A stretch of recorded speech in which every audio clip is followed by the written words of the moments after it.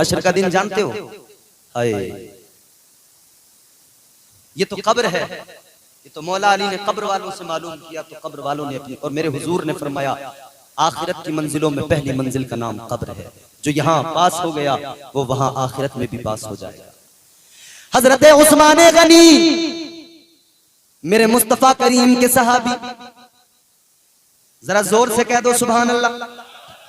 हजरत उस्मान गनी रज़ी अल्लाह ताला अन्हो कब्रिस्तान के अंदर गए, एक कब्र पे खड़े हुए आंसू बहाने लगे, रोने लगे ज़ारो कतार। इतना रोए, इतने आंसू आंखों से निकले, दाढ़ी सारी आंसुओं से भीग गई, आपकी दाढ़ी सारी तर हो गई।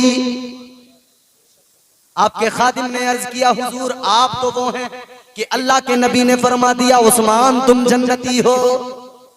हुजूर ने तुम्हें जन्नती कह दिया, और मुस्तफा का फरमान सच्चा, अल्लाह का पैगंबर सच्चा, महबूबे खुदा सच्चा। अल्लाहु अकबर कबीरा, जमीन फट जाए, आसमान के तारे टूट के गिर जाएं, ये सब कुछ हो सकता है, मगर नबी का फरमान कभी गलत नहीं हो सकता है, नबी का फरमान कभी झूठा नहीं हो सकता है। मेरे मुस्तफा ने फरमा दिया उस्मान तुम जन्नती हो। 10 सहाबा को आका ने जन्नत की बशारत दी, उनकी जिंदगियों के अंदर उन्हीं में हजरत उस्मान है। अल्लाहु अकबर। खादिम कहने लगा आप किस लिए रोते हैं? अल्लाहु अकबर, आप तो जन्नती हैं। मगर हजरत उस्मान कहने लगे कि सुनो सुनो, ये बात तो हक है, सच है कि मुस्तफा ने फरमा दिया है हम जन्नती हैं, मगर सुनो सुनो, ये कब्र है कब्र। मैंने आका का वो फरमान भी सुना है कि हुजूर ने फरमाया है कब्र बड़ी सख्त मंजिल का नाम है, बड़ा सख्त मरहला है कब्र का। मेरे आका ने फरमाया आखिरत की मंजिलों में पहली मंजिल का नाम कब्र है। जो यहाँ कामयाब हो गया वो आखिरत में कामयाब हो जाएगा, हश्र में कामयाब हो जाएगा।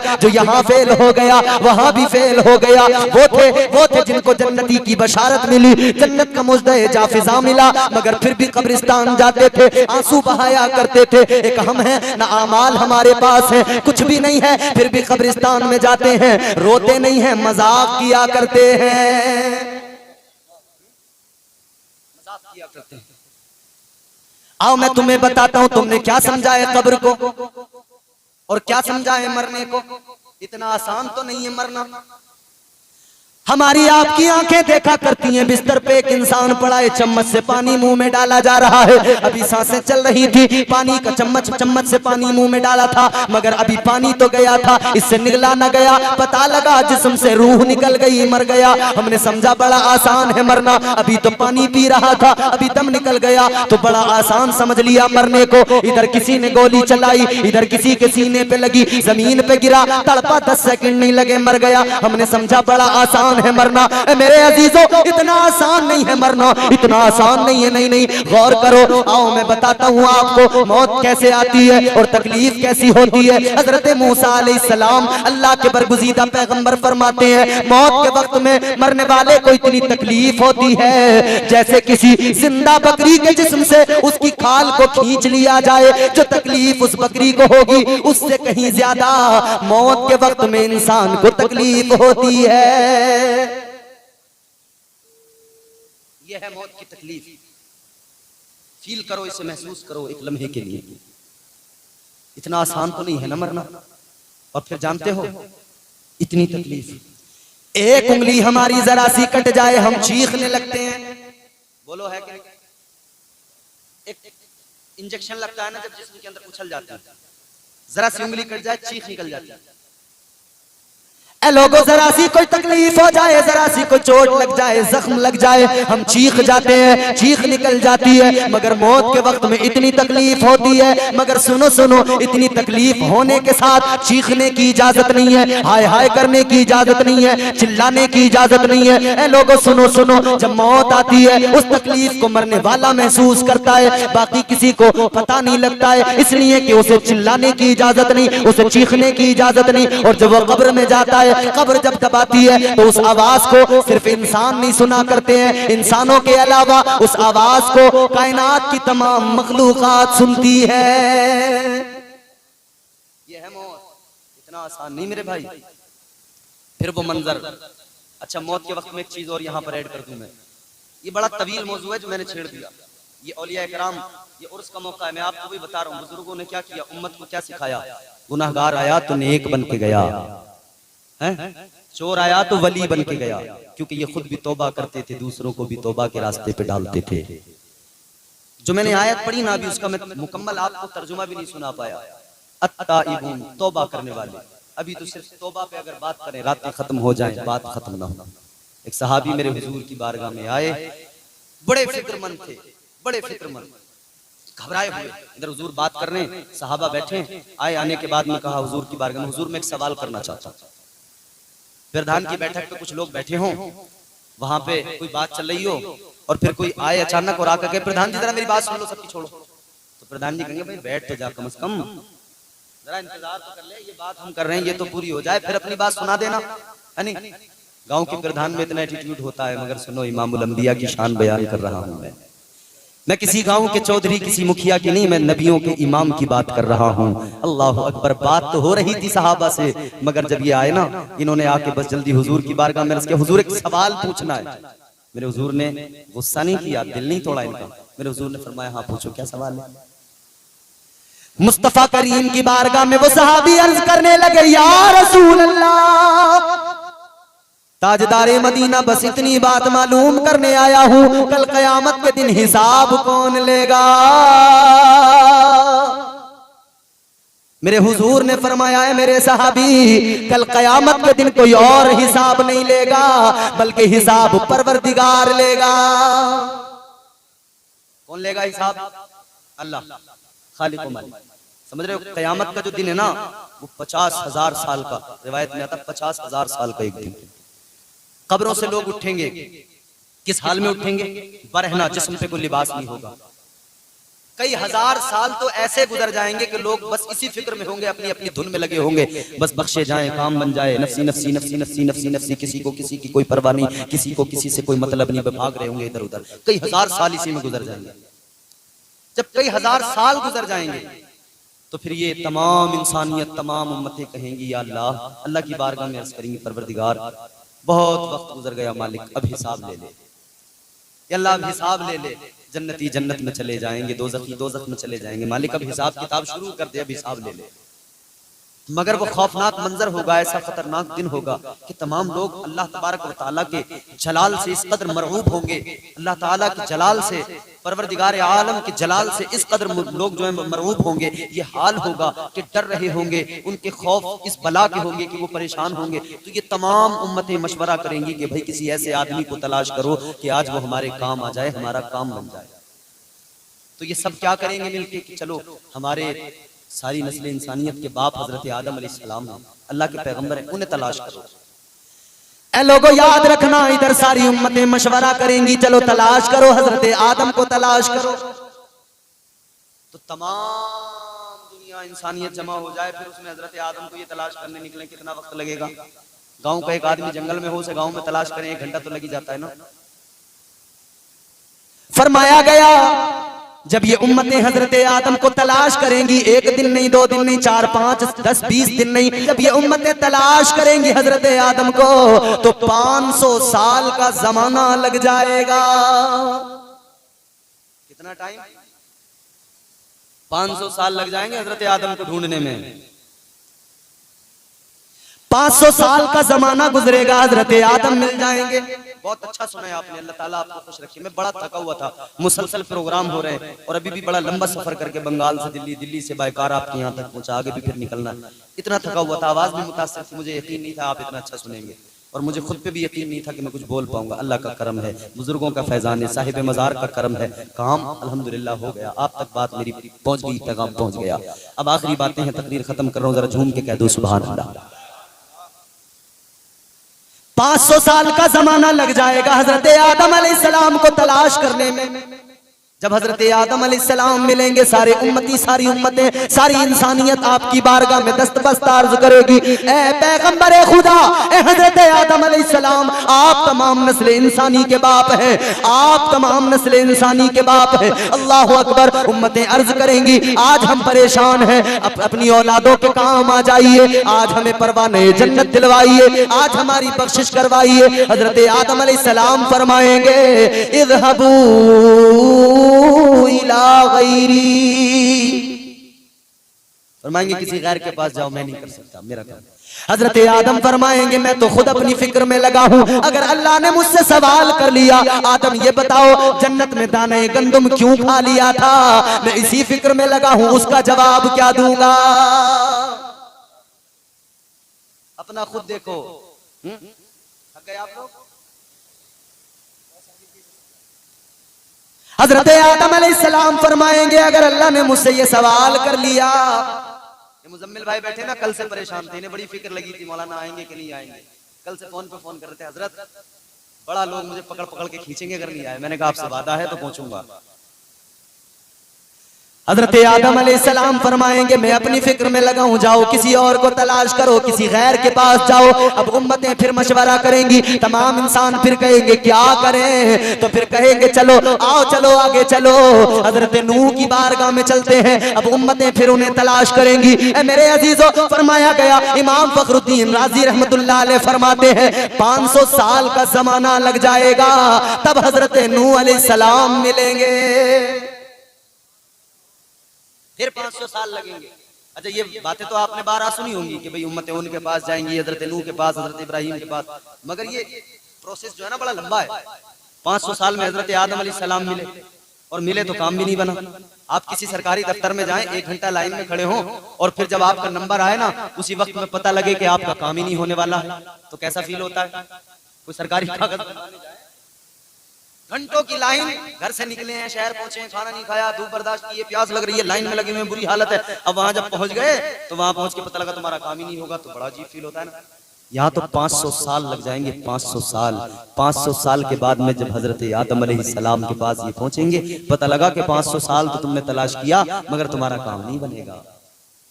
फिर कितनी परेशानियां बढ़ जाएंगी ना, और फिर वो कयामत का दिन हौल ना किया उसकी।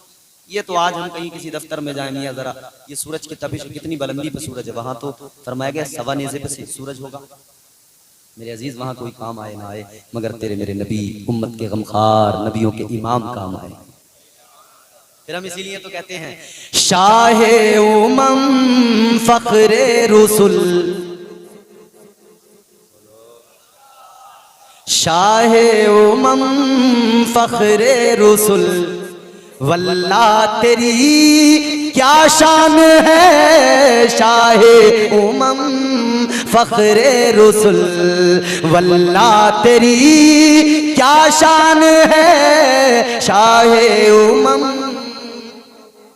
शाहे उमम फखरे रसूल, वल्लाह तेरी क्या शान है रूहुल अमी या शाहिदी, रूहुल अमी या शाहिदी, रूहुल अमी या शाहिदी, दरका तेरे दरबान है रूहुल अमी या शाहिदी, रूहुल अमी या शाहिदी, दरका तेरे दरबान है शाहे उमम।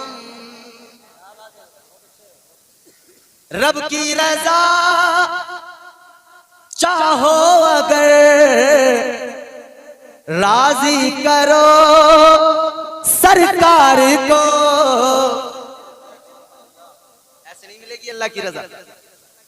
रब की रजा चाहो अगर राजी करो सरकार को, फिर खुल्द में जाना तेरा, फिर खुल्द में जाना तेरा, फिर खुल्द में जाना तेरा, मुश्किल नहीं आसान है, फिर खुल्द में जाना तेरा, मुश्किल नहीं आसान है शाहे उमम फखरे रसूल, वल्लाह तेरी।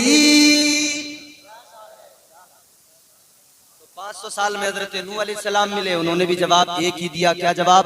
आपने भी फरमा दिया इज़हबू इला गैरी, किसी और के पास। हजरत नूह अलैहिस्सलाम फरमाने लगे जाओ किसी और के पास चले जाओ, मैं आज तुम्हारा कुछ नहीं कर सकता, तुम्हारे काम नहीं आ सकता, मुझे खुद अपनी फिक्र है। आपको क्या फिक्र है, आप तो अल्लाह के पैगंबर हैं। आप फरमाने लगे मैंने दुनिया को दीन की दावत दी मगर बेटे ने कलमा नहीं पढ़ा। मेरा अपना बेटा, मेरे बेटे ने कलमा नहीं पढ़ा। मैंने अल्लाह से उसकी बारगाह में अर्ज किया, अल्लाह अगर मुझसे फरमाएगा तुम्हारे बेटे ने कलमा तक नहीं पढ़ा, तुम्हारे बेटे ने दीन तुम्हारा कबूल न किया, दीन खुदा को तस्लीम न किया, फिर तुम उसकी सिफारिश करने लगे। अल्लाह ने पूछ लिया तो मैं क्या जवाब दूंगा? मैं इस फिक्र में लगा हूं, मैं तुम्हारे काम नहीं आ सकता। याद रखना, इश्क में इम्तिहान होता है, इश्क में आजमाया जाता है, इश्क में आजमाइशें हुआ करती हैं। तारीख गवाह है, अल्लाह ने अपने बंदों को हर दौर में आजमाया है, और जो आजमाइशों में साबित कदम रहे अल्लाह ने उन पर इनाम और इकराम की बारिशें की। हजरत इब्राहीम अलैहिस्सलाम का बचपन देखो, खुदा की कसम बचपन ऐसा है कि इस्लाम की, दीन हक की जब तबलीग की है ना, अकेले थे पूरी दुनिया के अंदर। आज लाखों करोड़ों की तादाद में मुसलमान है मगर सहमा हुआ है, बोलो डरा हुआ है, घबरा परेशान नजर आता है, फिक्र अभी से लगी है, रिजल्ट आया नहीं है मगर फिक्र अभी से। क्यों? क्या अल्लाह पर भरोसा नहीं है? याद रखना, जब तक परवरदिगार ना चाहे किसी की मजाल नहीं है जो कोई नुकसान पहुंचा दे। ये बात जान लो, हमें कोई पार्टी, कोई लीडर, ये किसी का सहारा और सपोर्ट नहीं है।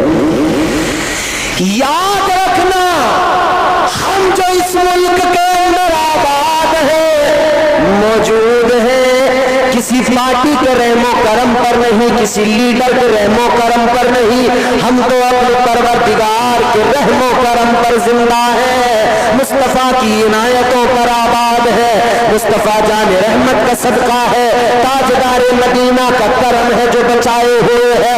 याद रखना, हुक्मरानों से डरने की जरूरत नहीं है। आज हम लोग जितना हुक्मरानों से और सियासी लीडरों से डरते हैं, जितना बुलडोजरों से डरते हैं, काश इतना अपने परवरदिगार से डरते।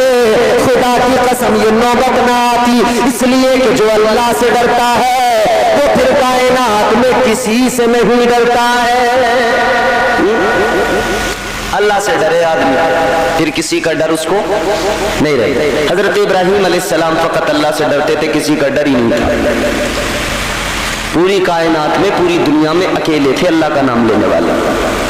अब करोड़ों हैं तो डर रहे हैं। खुलेआम लोग बयान दे रहे हैं कि हमने भुला दिया, कभी अजानें भी होती थी यूपी में, बोलो।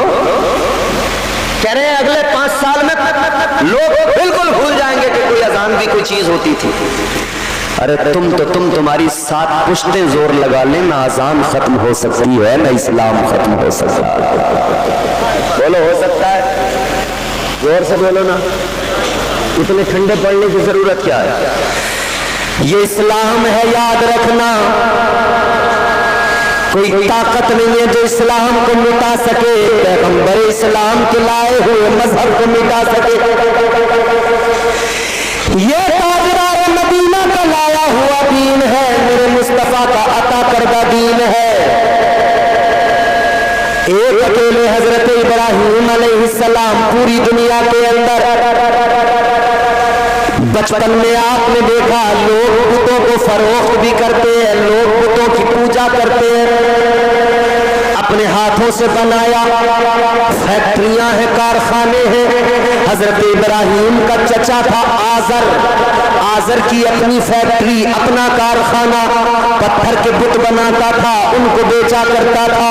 हजरत इब्राहीम अलैहिस्सलाम से चचा ने कहा, इब्राहीम बड़े होने लगे हो, अब तुम भी कोई काम कर लो, ये मेरा काम है, मेरे बच्चे भी करते हैं, तुम भी कर लो, चलो ये बुत मेरे ले जाकर मार्केट में बेच कर आओ, बाहर इनको फरोख्त करो।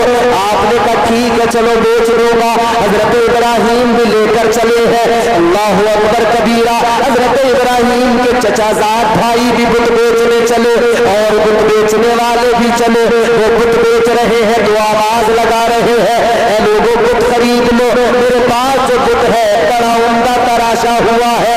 कोई आवाज लगा रहा है, ऐ लोगों मेरे पास जो बुत है ये बारिश बरसाता है। कोई आवाज लगा रहा है, मेरे पास में जो बुत है ये दुआओं को कबूल करता है। कोई आवाज लगा रहा है, मेरे पास में जो बुत है खरीद लो, ये रिस्क दिया करता है, रोजी दिया करता है। लेकिन हजरत इब्राहिम अलैहिस्सलाम है, बुत के गले में रस्सी बांधी है और घसीटते हुए लेकर जा रहे हैं, काबुल की गलियों में खींच रहे हैं और ऐलान कर रहे हैं, ऐ लोगों बुत खरीद लो, क्या जो बुत है वो अपने ऊपर से मक्खी भी नहीं उड़ा सकता है। ऐ लोगों बुत खरीद लो, ये कुछ भी नहीं कर सकता है। ऐ लोगों बुत खरीद लो, ये हरकत भी नहीं कर सकता है। ऐ लोगों बुत खरीद लो, इसको तो किसी और ने तराश के तैयार किया है। अल्लाह अकबर, ये आपका आवाज लगाना। एक बूढ़ी औरत ने खिड़की खोली है, बाहर आई है, कहने लगी इब्राहिम एक बुत दे दो, मेरा बुत पीछे। एक इब्राहिम अलैहिस्सलाम से बुत मांगने लगी। हजरत इब्राहिम ने फरमाया, ऐ माई तेरे पुराने बुत का क्या हुआ?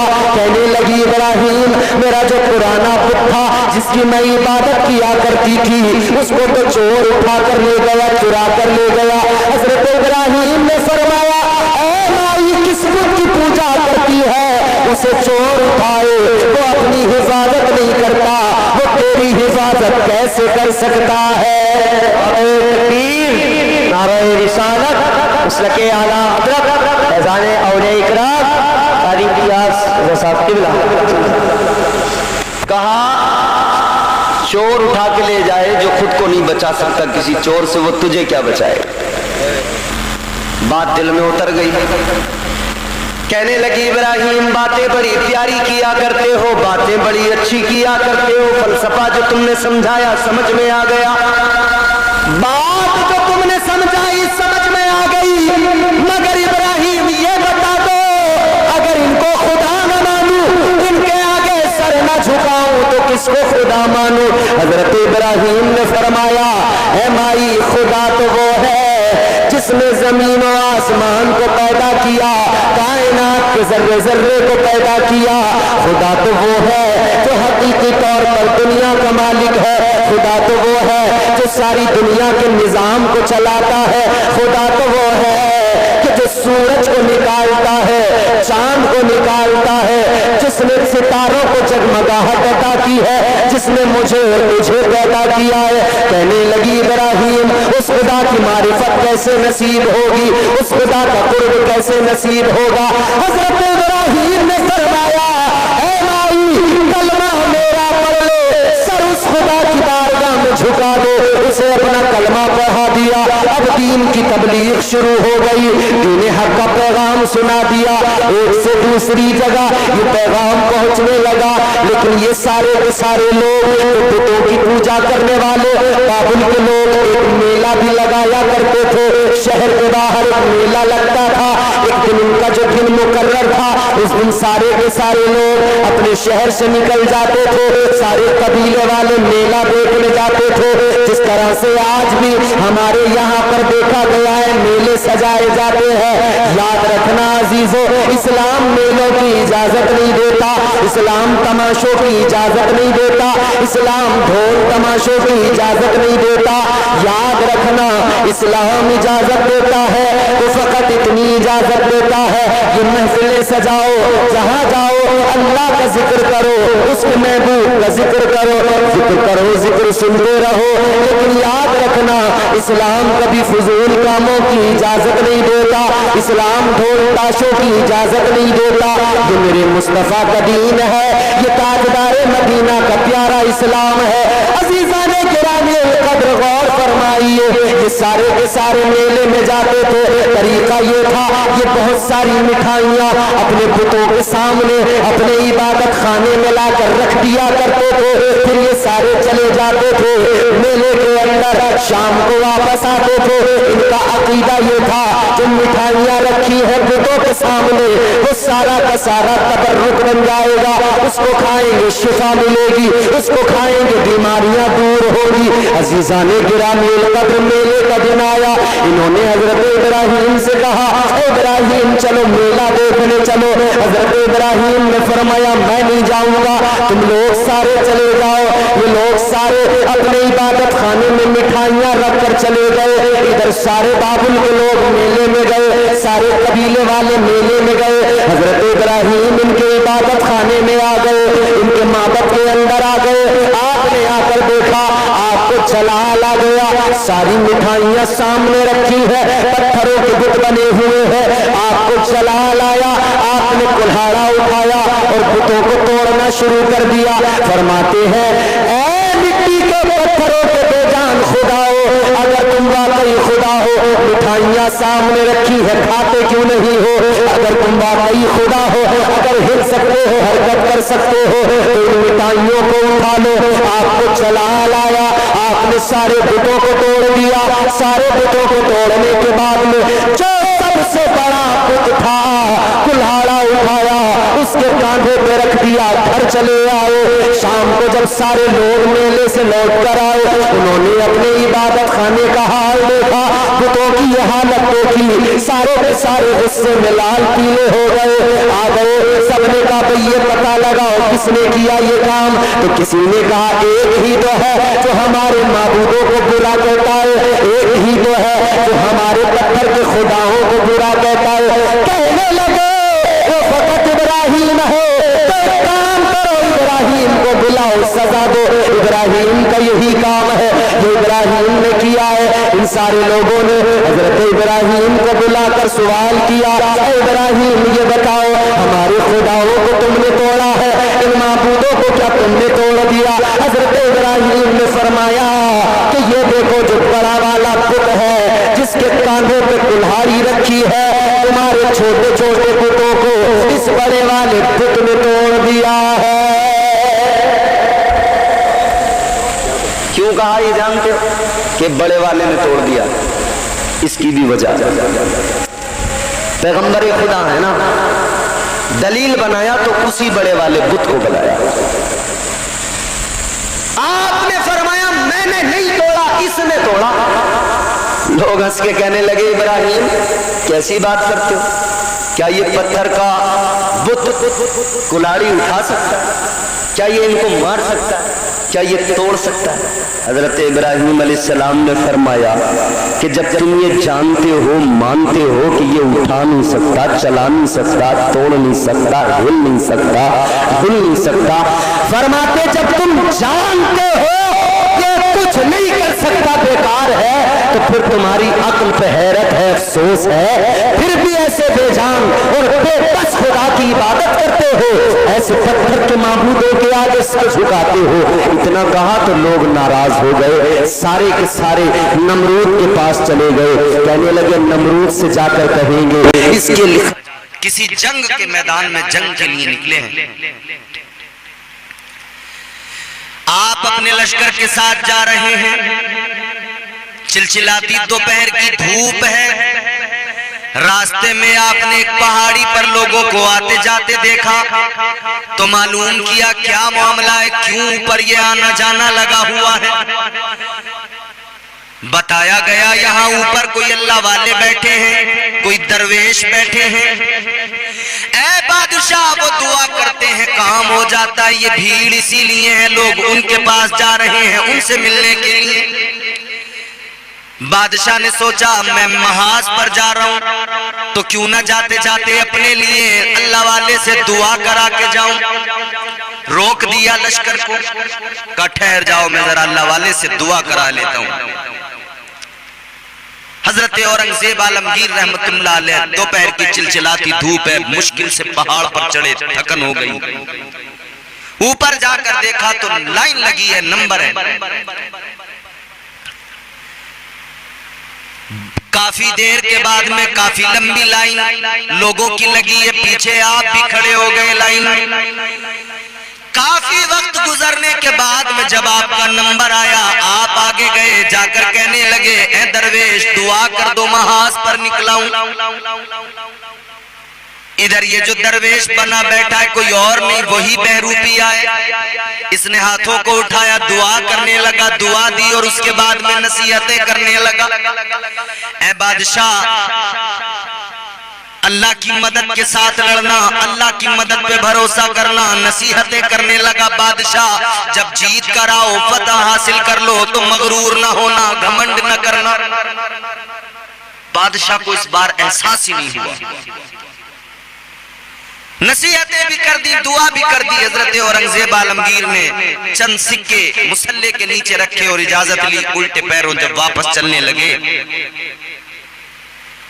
तो रुमाल झाड़ के ये खड़ा हुआ और खड़े होके कहने लगा, ऐ बादशाह जरा ठहरो, ऐ औरंगजेब जरा रुक जाओ। अब की बार आप मुझे नहीं पहचान पाए, मैं वही बहरूपिया हूं। इतना सुना तो हजरत औरंगजेब आलमगीर फरमाने लगे, हाँ अब की बार तो मैं वाकई तुझे नहीं पहचान पाया, बोल क्या इनाम चाहता है। अब की बार वाकई तूने ऐसा हुलिया बनाया कि मैं तुझे पहचान नहीं पाया, बता क्या इनाम चाहता है। इसने कहा, बादशाह तुम्हारे ताज में जो हीरे लगे हैं महंगे हैं, कीमती हैं, ये अपना ताज मुझे दे दो। हजरत औरंगजेब आलमगीर रहमतुल्लाह अलैह ने अपना ताज उतारा और उसके कदमों पर रख दिया। काले ये तेरा हो गया। फरमाने लगे, अभी जल्दी में हूँ, जंग पे जा रहा हूँ, महाज पे जा रहा हूँ, ये तो दे दिया जो देना है, फिर आना मेरे दरबार में और इनाम दूंगा तुझे। हजरत औरंगजेब आलमगीर रहमतुल्लाह अलैह इतना फरमाकर जब वापस चलने लगे, बहरूपिये ने कहा, बादशाह जरा रुक जाओ, औरंगजेब जरा रुक जाओ। आप रुके, पीछे मुड़े, फरमाया, अब क्या बात है। कहने लगा, बादशाह ये आपका ताज आप अपने पास रखो, मुझे कुछ नहीं चाहिए। बादशाह ने कहा, क्या बात, तूने तो इनाम पाने के लिए ये सब कुछ किया था, अब क्यों नहीं चाहिए। कहने लगा, बादशाह बात समझ में आ गई, मसला हल हो गया, बहुत कुछ समझ गया। बादशाह ने कहा, क्या बात है। ये कहने लगा, है औरंगजेब सुनो, मैंने झूठ मूठ का हुलिया बनाया, ये अल्लाह वालों का सा हुलिया बनाया, ये दरवेशी इख्तियार की, ढोंग रचाया मैंने, झूठ मूठ की दाढ़ी रखी, झूठ मूठ का साफा पहना, ये लिबास पहना, झूठ मूठ की तस्बीह पकड़कर ये हुलिया बनाकर मैं अल्लाह अल्लाह करने लगा। लोग धोखे में आ गए। ऐ बादशाह मेरी समझ में मसला आ गया, जब मैंने झूठ मूठ का ये रूप इख्तियार किया तो बादशाह का ताज मेरे कदमों में आ गया, और अगर मैं सचमुच में अल्लाह और उसके रसूल की मोहब्बत को दिल में बसाकर इबादत और रियाजत में लग जाऊं तो फिर ये ताज क्या है, तख्त क्या है, सारी कायनात के खजाने अल्लाह मुझे अता फरमा देगा। क्या कुछ नहीं, फिर अल्लाह देगा। कहने लगा, बादशाह बात समझ में आ गई, अब ये मालो दौलत नहीं चाहिए, झूठ मूठ का हुलिया बनाया था तो इतना मिला कि बादशाह का ताज मेरे कदमों में आ गया। अगर सचमुच में ऐसा ही हो जाऊं, सचमुच में ऐसा ही बन जाऊं तो फिर मेरा रब मुझे कितना नवाजेगा, फिर मेरे अल्लाह की मुझ पर कितनी इनायतें होंगी। लम्हों में बात समझ में आ जाती है, अक्लें खुल जाती हैं, अक्लों के दरीचे खुल जाते हैं।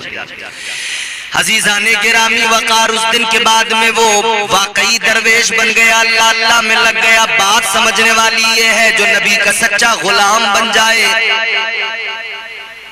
उसकी तो शान बड़ी, जो झूठ मूठ में भी ऐसा हुलिया बना ले उसे भी अल्लाह बड़ी इज्जतों से नवाज देता है। दाढ़ी किसी ने रख ली, भले वो नमाज नहीं पढ़ता, भले वो आलिम नहीं, मगर फिर भी लोग उसे इज्जत के साथ उसका नाम लेते हैं, इज्जत से बात करते। कोई दाढ़ी टोपी इस्लामी हुलिया बनाकर चले, लोग इज्जत देते हैं।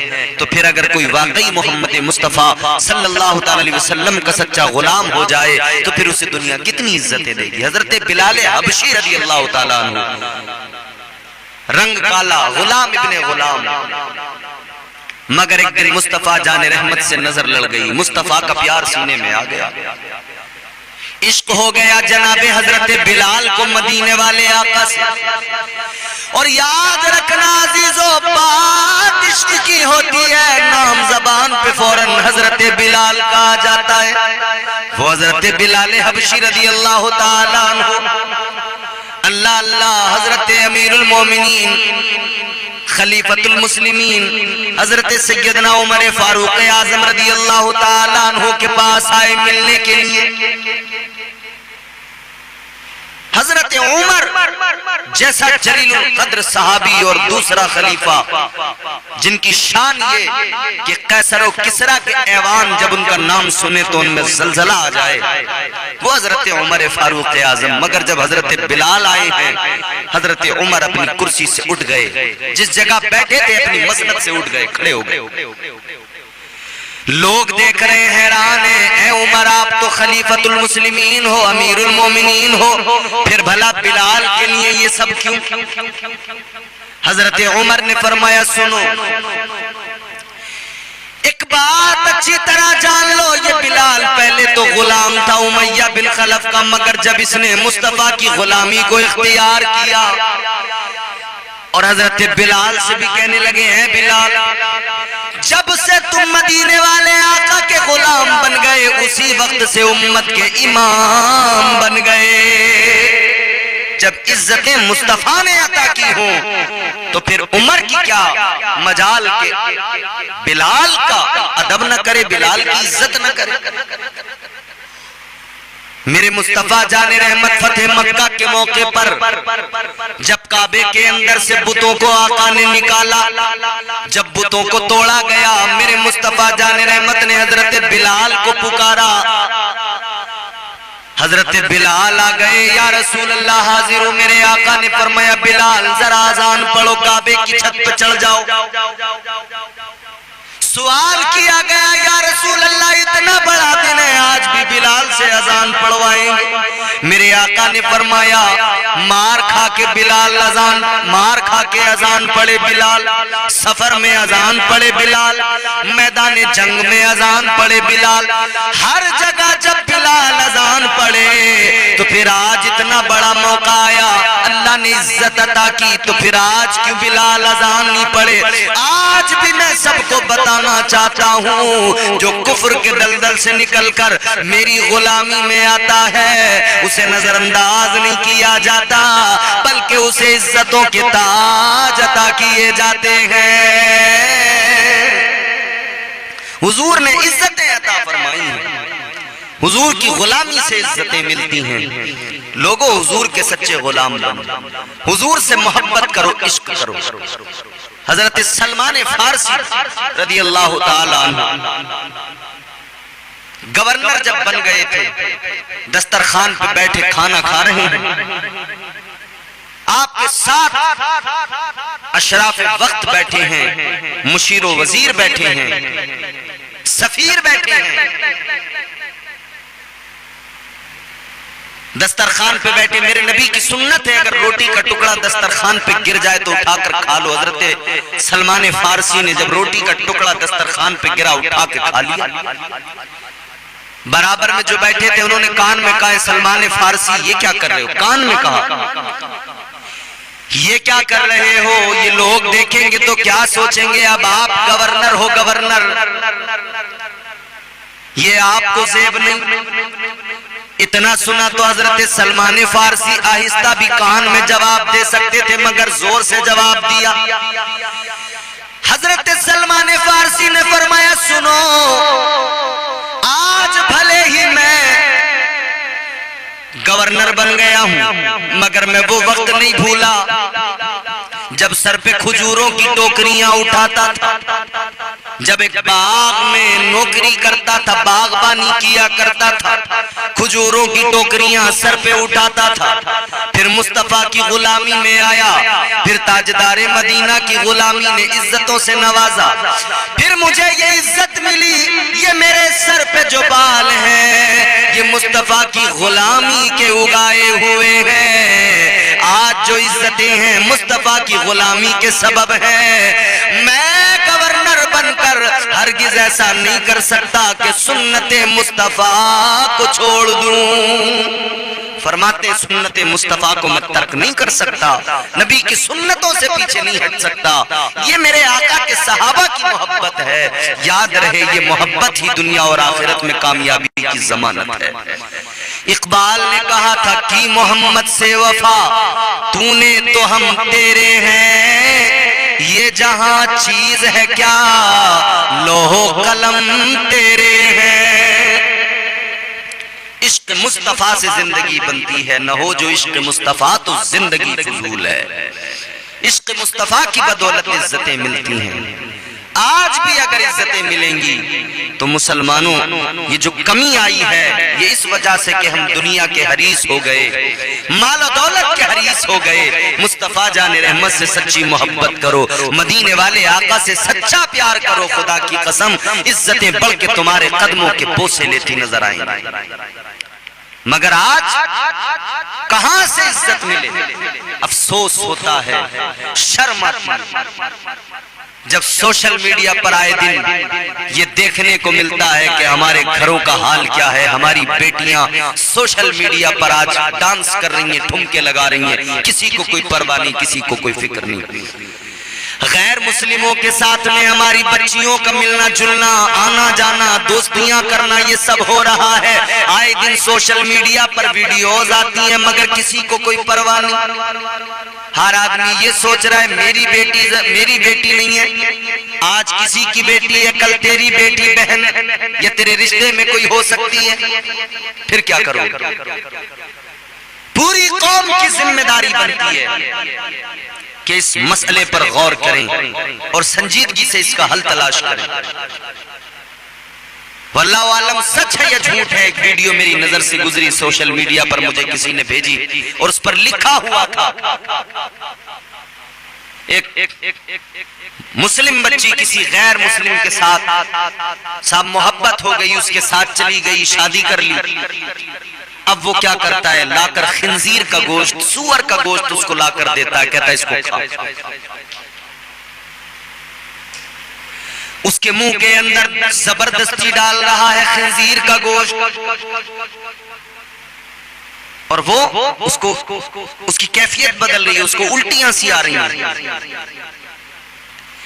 एक और वीडियो नजर से गुजरा जिसमें मुसलमान लड़की किसी काफिर के साथ में दोस्ती या प्यार मोहब्बत, वो उसको लेकर गए कमरे के अंदर, वहां और 4-5 बैठे हैं और वो यूं हाथ उठाकर खुशी से फख्र के साथ आगे बढ़ रहा है कि देखो मैंने कारनामा किया, एक मुसलमान की लड़की को फंसा कर ले आया।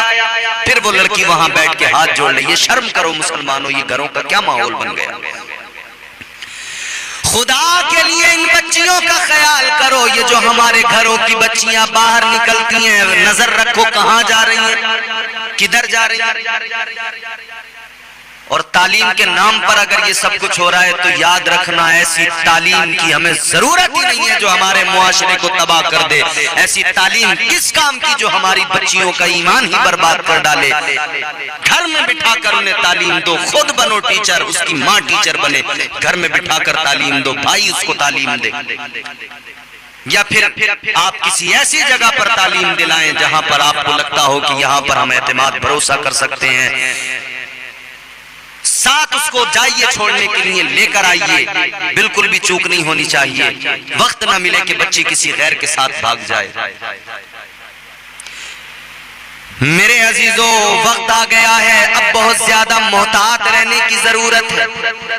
हमारी बच्चियों को फंसाया जा रहा है, हमारे नौजवानों को वर्गलाया जा रहा है, हमारे नौजवानों को मार पीट कर कभी घायल किया जाता है, कभी पुलिस के जरिए उन्हें जेलों में बंद किया जाता है।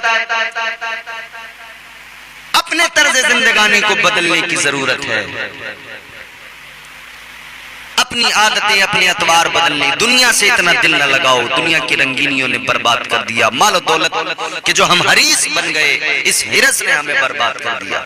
मेरे हुजूर ने बाज़ाब्ता फरमाया था कि मुझे अपनी उम्मत में ये खौफ नहीं कि कुफ्र पलट कर आएगा, मगर ये खौफ है कि माले दुनिया, माल दौलत, दुनिया की दौलत की हिरस मेरी उम्मत को बर्बाद करेगी। और वही नतीजा आज हमारे सामने। माल दौलत का इतना लालच, आज दलालियां इस कदर है, अल्लाह खैर फरमाए। जहां जिसका मौका लगता है, जैसा भी मौका लगता है, 100 रुपए की दलाली का भी मौका लगता है, वो वहां भी नहीं छूटता। अपने रिश्तेदार, अपने सगे रिश्तों में, अपने दोस्तों के साथ, अपने भाइयों के साथ भी नहीं चूकता। अगर किसी को हॉस्पिटल में एडमिट कराने के लिए चले गए तो वो हमदर्दी के लिए नहीं, बल्कि वहां भी कोशिश ये है इससे कहीं ना कहीं 2-4 हजार रुपए मार लिए जाएं, 2-4 हजार की दलाली किसी तरह लग जाए। किसी को अगर कुछ सामान दिलाने चले गए, उसमें 2-4 हजार की दलाली कर ली, उसमें 2-4 हजार मार लिए। किसी भी तरह से हो, बहरहाल लोग हद हो गई। गैस के सिलेंडर भी किसी को दिलवा रहे हैं तो उसमें भी दलाल। जाने वाला दुनिया से चला जाता है मगर हमें पैगाम देके जाता है। वो औरत आई आके कहने लगी, हुजूर दुआ कर दें, आप अल्लाह के पैगंबर हैं, नबी खुदा हैं, मेरे बच्चों की उम्र ज्यादा नहीं होती, कम उम्र में दुनिया से चले जाते हैं। इनका बेटा 15-16 साल का दुनिया से चला गया। कितनी कम उम्र थी ना, 15-16 साल की उम्र, बड़ी मुख्तसर सी उम्र, छोटी सी उम्र। मगर सुनो, वो औरत कहती है मेरे बच्चे कम उम्र में चले जाते हैं। हजरत नूह अलैहिस्सलाम ने फरमाया कितनी उम्र में जाते हैं? ताजदारे मदीना के आशिकों गौर करो, हजरत नूह अलैहिस्सलाम ने फरमाया ऐ खातून, ऐ ज़ईफा, जरा बता तेरे बच्चे कितनी उम्र में मर जाते हैं, कितनी उम्र में चले जाते हैं? कहने लगी है पैगंबरे खुदा, कोई मेरा बच्चा 100 साल की उम्र में मर जाता है, कोई मेरा बच्चा 200 साल की उम्र में मर जाता है। कहती है इतनी कम उम्र होती है, दुनिया से चले जाता है। 100 साल 200 साल की उम्र कह रही है, इतनी कम उम्र में चले जाते हैं। हमारी कितनी हो रही है भैया? ले दे के 60-70, कोई 80 के ऊपर निकलता है। इतनी मुख्तसर हमारी उम्र। वो कहती है 100 साल 200 साल, कहती है बड़ी कम उम्र होती है, दुनिया से चले जाते। हजरत नूह अलैहिस्सलाम ने फरमाया ए खातून, तू कहती है तेरे बच्चे 100 साल 200 साल में जाते हैं, कहती है बड़ी छोटी उम्र पाते हैं, बड़ी मुख्तसर सी उम्र। हजरत नूह अलैहिस्सलाम ने फरमाया मैं तुझे एक उम्मत के बारे में बताऊं, आने वाले जमाने में लोग ऐसे भी होंगे, आखिरी उम्मत ऐसी होगी कि उनकी उम्रें बड़ी मुख्तसर होंगी। कहने लगी कितनी मुख्तसर? आपने फरमाया उनकी उम्रें 50, 60, 70 साल, मुश्किल से कोई 100 साल की उम्र पाएगा। वो जमाना भी आएगा, इतनी कम उम्र में लोग दुनिया से चले जाएंगे, इतनी कम उम्र में लोगों के इंतकाल हो जाएंगे। इतना सुना तो वो खातून कहने लगी ऐ पैगंबरे खुदा, वो जो लोग होंगे जिन्हें 50, 60 साल की जिंदगी मिलेगी, जिन्हें मुश्किल से 100 साल की जिंदगी मिलेगी, इतनी कम उम्र पाएंगे। कहने लगी मुझे लगता है इतनी कम उम्र में वो कुछ भी नहीं कर पाएंगे, न घर बना पाएंगे, न जमीनें खरीद पाएंगे, न इमारतें बना पाएंगे, न दुनिया में कुछ पाएंगे। जैसे हजरत नूह अलैहिस्सलाम ने सुना, आपने फरमाया ओ खातून सुन ले, वो जो कम उम्रें पाएंगे, कम उम्रें जरूर होंगी मगर घर ऐसे बनाएंगे उनसे पहले किसी ने बनाए नहीं होंगे, जमीनें इतनी खरीदेंगे उनसे पहले किसी ने खरीदी न होगी, दुनियादार इतने बड़े होंगे दुनियादारी में घिर जाएंगे। अल्लाहु अकबर कबीरा। कहने लगी ए अल्लाह के पैगंबर, इतनी छोटी सी जिंदगी होगी, उस जिंदगी को वो घर बनाने में लगाएंगे, जमीनें खरीदने में लगाएंगे, वो लोग इतनी छोटी सी जिंदगी को दुनियादारी में लगा देंगे। तो कहने लगी जरा ये बताओ वो अपने रब को राजी कब करेंगे, अपने परवरदिगार को कब राजी करेंगे, अपने खुदा से मोहब्बत को कब मजबूत करेंगे, रब से ताल्लुक को मजबूत कब करेंगे? अल्लाह अकबर कबीरा। वो खातून कहने लगी ऐ पैगंबरे खुदा, अगर मुझे पता लग जाए मेरी उम्र 50, 60 या 100 साल की होने वाली है, कहने लगी अगर मुझे पता लग जाए मेरी उम्र इतनी कम होने वाली है, कहती है मैं दुनियादारी छोड़ दूं, कोई दूसरा काम ही ना करूं, फकत अपने रब को राजी करने में लग जाऊं। इतनी छोटी उम्रें होंगी, उसमें भी जमीनें, मकान, घर, बिल्डिंग, इमारत। और यही तो बात है, वो महल जो आज हम बना रहे हैं हमसे पहले किसी ने नहीं बनाए, वो इमारतें जो आज हम तैयार कर रहे हैं हमसे पहले किसी ने तैयार नहीं की थी। टेक्नोलॉजी, तरक्की, हम तरक्की की बात करते हैं, टेक्नोलॉजी की बात करते हैं, हम दुनिया और साइंस और इन सब चीजों पे इस दर्जा एतबार करते हैं कि हमने कुरान को फकत अपनी ताकों में सजा के रख दिया। हमारी कौम ने सोच लिया कोई मरेगा तब कुरान पढ़ेंगे, किसी का दम निकलता होगा तब सूरह यासीन की तिलावत करेंगे, कोई बीमार होगा तब उस पे कुरान पढ़ के दम करेंगे।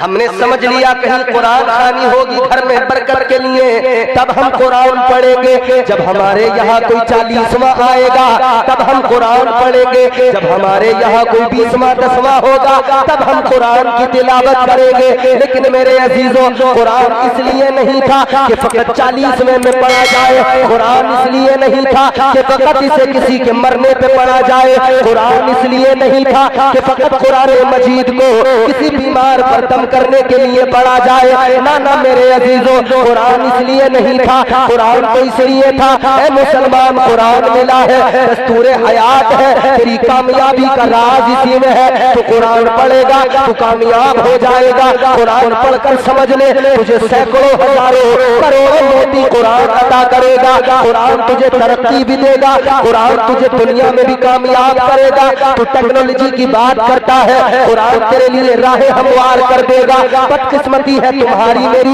इस कौम की बदनसीबी है, हमने कुरान ताकों में रख दिया और यहूदियों ने कुरान को उठा लिया। उन्होंने फायदे के लिए कुरान पढ़ा, उन्हें फायदा जरूर पहुंचा है। ईसाइयों ने कुरान उठाया, अपना फायदा कुरान में ढूंढने लगे, कुरान ने उन्हें फायदा पहुंचा दिया है। लोगों को गौर करो, अगर काफिर, अगर गैर मुस्लिम, अगर यहूदो नसारा कुरान को अपने फायदे के लिए पढ़ने लगे, जब उन्हें फायदा कुरान पहुंचा दे, तुम और हम तो कुरान पर ईमान रखते हैं, हम और आप तो कुरान के मानने वाले हैं। खुदा की कसम, अगर हम कुरान की तिलावत करें, कुरान को पढ़े, कुरान को समझे, अल्लाह की कसम हम दुनिया में सबसे ज्यादा तरक्की वाली कौम बन जाएंगे, सबसे ज्यादा तरक्की याफ्ता हम होंगे। हमसे बढ़कर दुनिया में कोई तरक्की करने वाला नहीं होगा। और कल हमारी तारीख ने बताया, जब लोग बकरियां चराते थे, जब लोग इन्हीं कामों में रहते थे, किसी को शऊर नहीं था, सलीका नहीं था, तब कुरान पढ़ने वालों ने दुनिया को सलीका भी दिया, शऊर भी दिया और दुनिया को तरक्की से हमकिनार किया, दुनिया को साइंस भी सिखाया, दुनिया को साइंटिस्ट बन के भी दिखाया। कुरान पढ़ने वाले इतने बड़े बड़े साइंटिस्ट गुजरे हैं मेरे अजीजों। उन कुरान पढ़ने वालों ने, अगर तुम्हारे मेरे दरमियान आज ये मशीनें आ गई है, ये मशीनें आज जो तुम्हारे मेरे दरमियान है, ये मशीनें कैसे बनी है? इन मशीनों को बनाने के लिए रिसर्च तो किया गया है, मगर सुनो सुनो, 1400 साल पुरानी तारीख उठा के देखो, सहाबा ने कुरान से ये नतीजे पहले। हमने अपने बंदों को बना दिया, या अल्लाह कौन से बंदों को बना दिया? फिरदौस का वारिस, जन्नत का वारिस। अल्लाह ताला ने फरमाया हमने अपने बंदों को बना दिया। या अल्लाह कौन से बंदे हैं जिन्हें तूने जन्नत का वारिस बना दिया? अल्लाह का कलाम है, मन का न तकिया, फरमाया उन्हें जो मुत्तकी हैं, जो परहेजगार हैं, जो तकवा शिआर हैं, परहेजगारों को फरमाया हमने उन्हें जन्नत का वारिस बना दिया। और अगले मकाम पे तो अल्लाह ने बाज़ाब्ता फरमाया, कानत लहुम जन्नातुल फिरदौसी नुजुला। अल्लाह ने फरमाया जन्नतुल फिरदौस का वारिस बनाया। टेहरी ख्वाजा के जिंदा दिल सुन्नी गयूर मुसलमानों, जहन करीब करना, बात सुनना। अल्लाह ताला ने फरमाया जन्नतुल फिरदौस का वारिस बनाया। पहले ये समझो जन्नतुल फिरदौस क्या?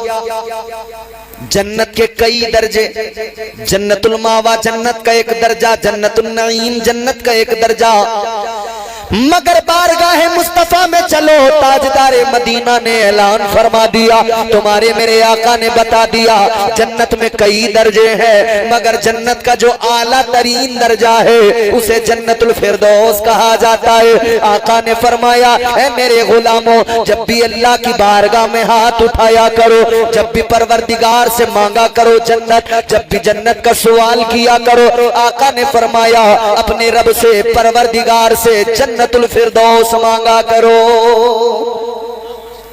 जन्नत मांगो तो जन्नतुल फिरदौस। या रसूल अल्लाह जन्नतुल फिरदौस मांगे क्या खास है?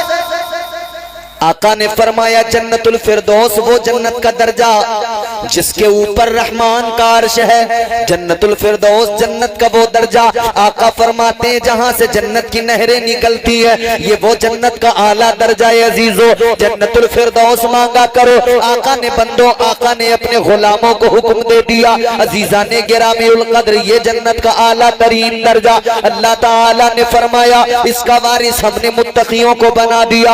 मुत्तकी कौन होते हैं? आओ जरा कुरान पाक से मालूम किया जाए। ए अल्लाह ताला के कलाम बता, मुत्तकी कौन होते हैं? मुत्तकियों का मकाम क्या हुआ करता है? मुत्तकियों का स्टेटस क्या हुआ करता है? तो अल्लाह का कुरान बताता है। मुत्तकी की शान अगर समझना है तब भी कुरान पढ़ना पड़ेगा।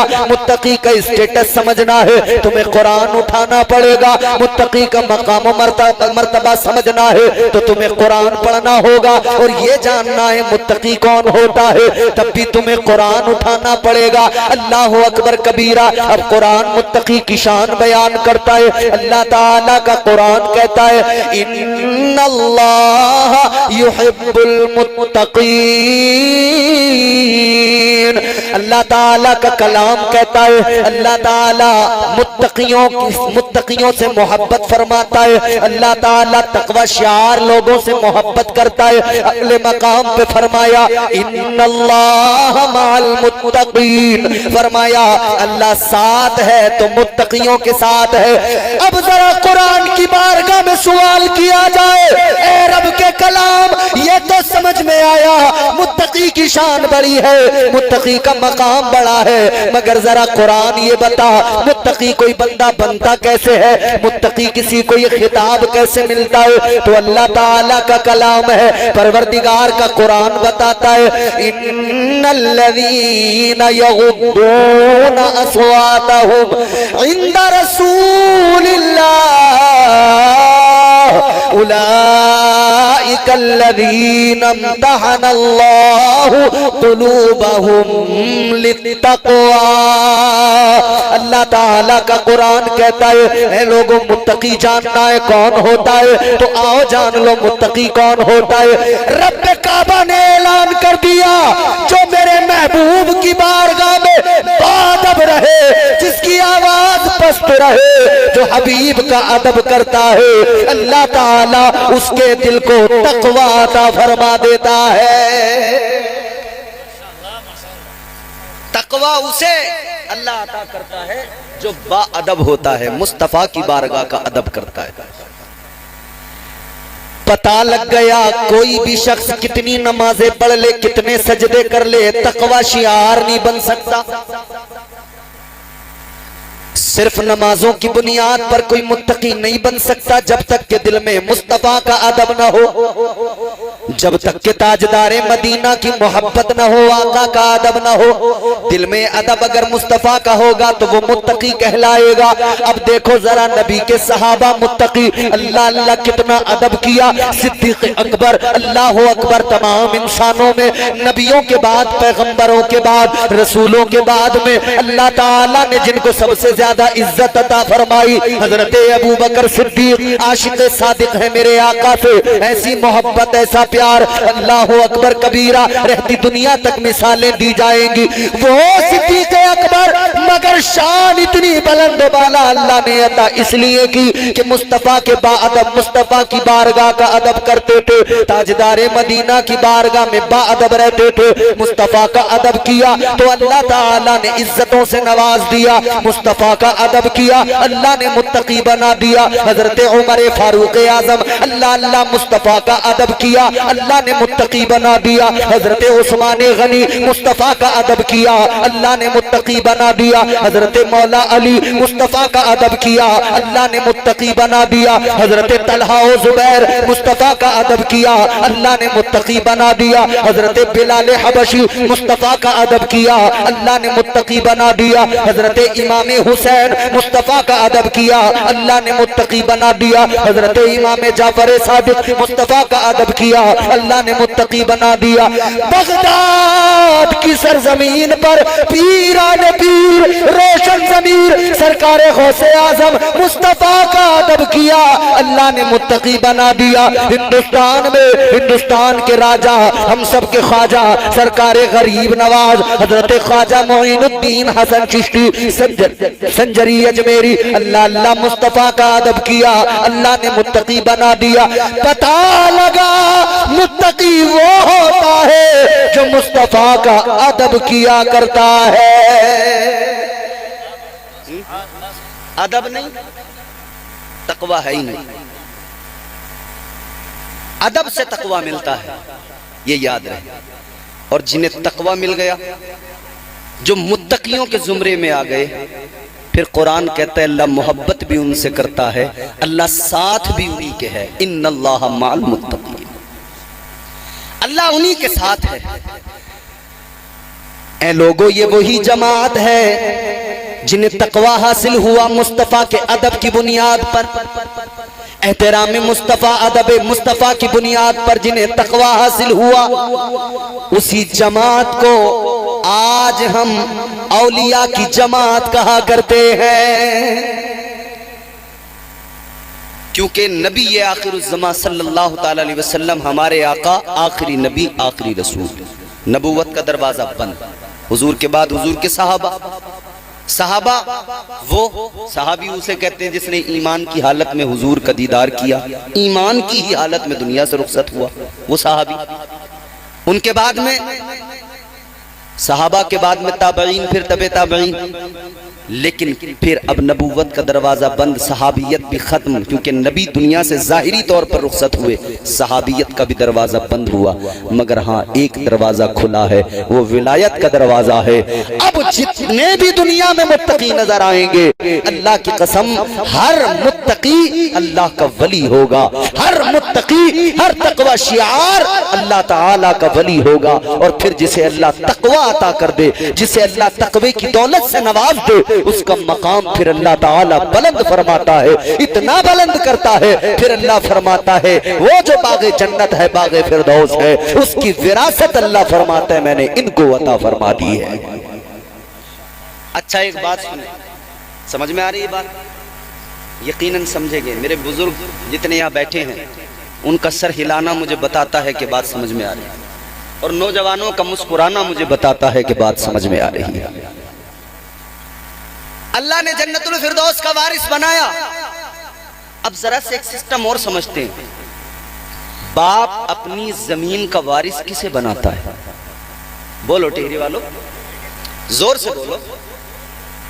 ऐसे शर्मा रहे हो जैसे आप अपने पड़ोसी के बेटे को बना रहे हो अपनी जमीन का मालिक, वारिस। हर कोई अपनी मीरास का वारिस अपने बेटे को बनाता है। दुकान का वारिस बेटा, मकान के वारिस औलाद, जमीन की वारिस औलाद। औलाद वारिस होती है ना, और वारिस मालिक होता है। वारिस मालिक है, मालिक चाहे तो मुफ्ती साहब रखे, चाहे बेच दे, चाहे फ्री में किसी को दे दे। वारिस है, मालिक है, अपनी विरासत को चाहे तो रखे, चाहे तो बेचे, चाहे तो फ्री में दे। उसे इख्तियार है कि नहीं? बोलो, इख्तियार है कि नहीं? वारिस को इख्तियार है। ताजदारे मदीना वाली कायनात मुस्तफा जाने रहमत के प्यारे दीवानों, गौर करो, वारिस को हक होता है। मगर अल्लाह की जात, कुरान कहता है लम यलिद वलम यूलद, न वो किसी की औलाद न उसकी कोई औलाद। दुनिया का सिस्टम ये औलाद वारिस बन जाए, मगर अल्लाह किसी की औलाद नहीं, उसकी कोई औलाद नहीं, तो वारिस कौन? अल्लाह ने फरमाया औलाद नहीं है, ये मेरी शान है, औलाद नहीं है। अल्लाह फरमाता है मगर मेरा प्यार देखो औलिया से, अल्लाह के वलियों से। अल्लाह फरमाता है इनसे मेरा प्यार देखो, मैंने अपनी मीरास का वारिस इन्हें बनाया है, जन्नत का वारिस इन्हें बना दिया है, बाग़े फिरदौस का वारिस औलिया को बना दिया, अल्लाह ने वलियों को वारिस बना दिया। अब आप कहेंगे बात जन्नत की हो गई, मगर मैं कहूंगा अजीजों सुनो, जन्नत की बात हो गई और यकीनन उससे बड़ी क्या मीरास, क्या खजाना, क्या दौलत हो सकती है ना। किसका महल ऐसा है? यहाँ आप बड़ी बड़ी बिल्डिंगें बना ले, महल बनाने ईंटों से बनाएंगे, यही मिट्टी की बनी ईंटें, यही सीमेंट, यही बजर फुट, यही सरिया। आप इमारत बनाए मिट्टी की, ईंटों से इमारत बनती है, मगर जन्नत के अंदर जो महल है वो सोने और चांदी की ईंटों से बने हुए हैं। वो है ना मिल्की। अल्लाह ने जन्नत की विरासत अता फरमाई, लेकिन अल्लाह ने अगले मकाम पे फरमाया वलक़द कतबना फ़िज़्ज़बूरि मिन बादिज़्ज़िक्रि अन्नल अर्द यरिसुहा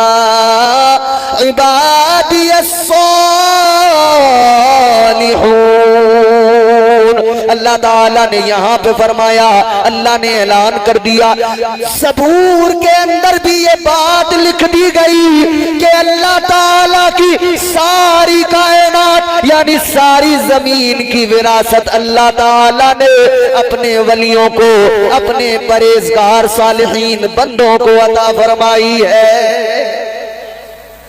सारी जमीन की विरासत भी अल्लाह ने वलियों को अता की, जन्नत की विरासत भी अल्लाह ने वलियों को अता फरमाई। तो पता लगा इस दुनिया की पूरी जमीन के मालिक, जमीन के वारिस भी अल्लाह के वली और जन्नत के वारिस भी अल्लाह के वली। अब वारिस है तो मालिक है, चाहे तो रखे, चाहे तो बेच दे, चाहे तो फ्री में दे दे। तारीख उठा के देखो, खुदा की कसम हमने देखा है कलंदरों को, तारीख के सफहात में हमने उन कलंदरों का भी जिक्र पढ़ा है कि जब फकीर अपनी मस्ती पे आया है, जब कलंदर अपनी मस्ती पे आया है, कलंदर ने रेत का घरौंदा दजला के किनारे पे बनाया है। एक बादशाह, एक खलीफा की बीवी ने, मलका ने आकर कहा क्या है? अल्लाह वाले ने फरमाया जन्नत का महल है। कहा बेचते हो? अल्लाह वाले ने फरमाया बेचता हूँ। खुदा की कसम तारीख गवाह है, जब कलंदर अपनी मस्ती में आया है तो जो मालिक था, जो वारिस था, उसने दजला के किनारे बैठकर जन्नत के महल का सौदा कर दिया है। भाई विरासत अपनी है, हक है बेचने का।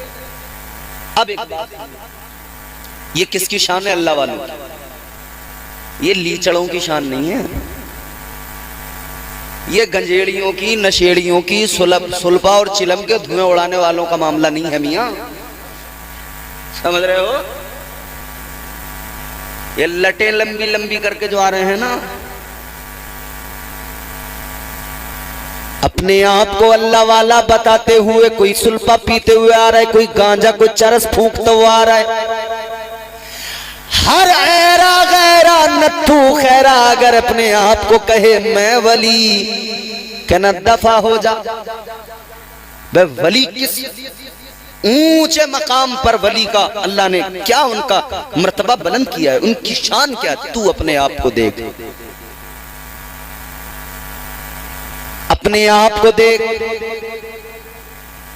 अब विलायत को जरा समझने की कोशिश करना। अब मेरी गुफ्तगू शुरू होती है।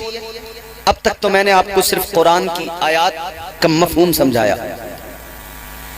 अब सुने, जरा गौर से सुने। अब कोई भी अपने आप को अगर वली बताने लगे तो किसी को भी वली न मान लेना, बल्कि वली वही होगा जो कुरान के मुताबिक जिंदगी गुजारेगा।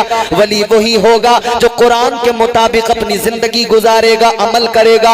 याद रखना अजीज़ाने गिरामीउल कद्र, अल्लाह ताला का निजाम है। आप बताओ, आपसे मालूम करता हूँ, आपने एक बहुत बड़ा कारोबार किया हो, 10-20 लाख रुपए लगाए हो, इतना बड़ा कारोबार हो, आप उस कारोबार को किसको देंगे? आपके पास अगर 4 बेटे हैं, उनमें 4 में आप वो कारोबार किसको सौंपेंगे? उसी को सौंपेंगे जो सबसे ज्यादा ज़हीन होगा, जो सबसे ज्यादा ईमानदार होगा, जो कारोबार को बढ़ाने वाला होगा, जो कारोबार को चलाने वाला होगा। आप अपना कारोबार उसी के हवाले करेंगे, आप सारा काम उसकी जिम्मेदारी पे सौंप देंगे, इसलिए कि आपको भरोसा होगा, एतबार होगा, ये अच्छे से चलाएगा, ये कारोबार को बढ़ाएगा। लेकिन एक बेटा ऐसा हो जो जुआरी हो, शराबी हो, पता है कि बेच देगा पूरा कारोबार, पूरी दुकान, कोई है जो उसे 10 लाख का बिजनेस उसके हाथ में देगा कि लो ये संभालो, जबकि जानता है कि हर दिन ये बाजी लगा लगा के किसी दिन पूरा ही क्लीन कर देगा सब। और तुम देख लो,